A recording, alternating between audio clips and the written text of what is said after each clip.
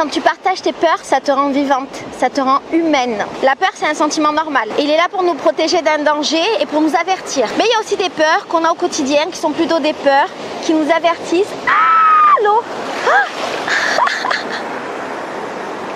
qui nous avertissent qu'on est en train de vivre quelque chose de nouveau, qu'on va vivre une nouvelle expérience, qu'on va faire quelque chose qu'on n'a jamais fait auparavant.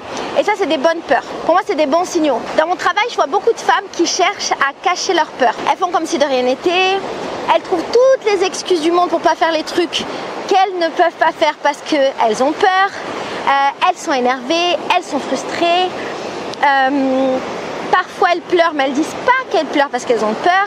Bref, beaucoup de meufs qui ne montrent pas leur peur. Peut-être parce qu'elles pensent que la peur, ça équivaut à de la vulnérabilité. Moi, j'ai tendance à croire que c'est plutôt le fait de ne pas montrer ta peur, de ne pas t'autoriser à vivre ces sentiments qui te rend vulnérable et qui te fait t'enfuir de choses que tu devrais vivre et ressentir. La peur, c'est un bon sentiment. C'est un sentiment qu'il faut se laisser sentir, qu'il faut se laisser vivre, qu'il faut se laisser expérimenter. Pour moi, montrer ses peurs, c'est être humain. Et puis surtout, quand on est avec l'autre, montrer sa peur à l'autre, c'est partager avec lui. C'est essayer de se surpasser avec l'autre, avec l'aide de l'autre. En vrai, la peur, c'est un bon signal.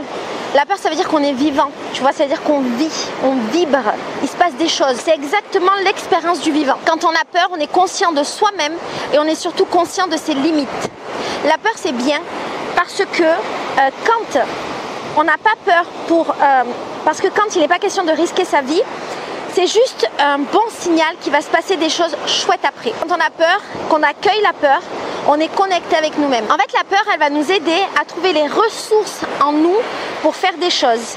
Et une fois qu'on va trouver ces ressources et qu'on va faire ces nouvelles choses, eh ben, la peur, elle va se transformer en force. Moi, je crois que de ne pas exprimer sa peur et la refouler, c'est se couper des autres et se couper de soi-même. C'est ne pas s'écouter, ne pas faire confiance à l'autre et puis surtout ne pas se faire confiance. Partager sa peur avec l'autre, c'est être un être humain qui est dans un groupe d'êtres humains et qui échange avec des êtres humains. C'est tellement vivant d'avoir peur ensemble.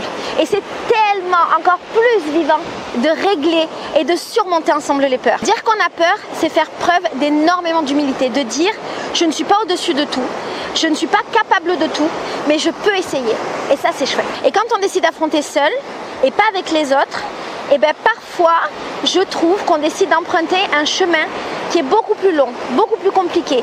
Et c'est dommage parce qu'avec l'autre, on va réellement beaucoup plus loin. L'autre, il nous aide à faire un grand pas en avant parce qu'en fait, il va nous aider dans tout ce qu'il a déjà passé. Et par miroir, il va nous aider à mieux comprendre nos sentiments, mieux comprendre nos émotions, à ce que tout soit beaucoup plus facile. La peur, ça te rend humain. Et peur, partage ta peur.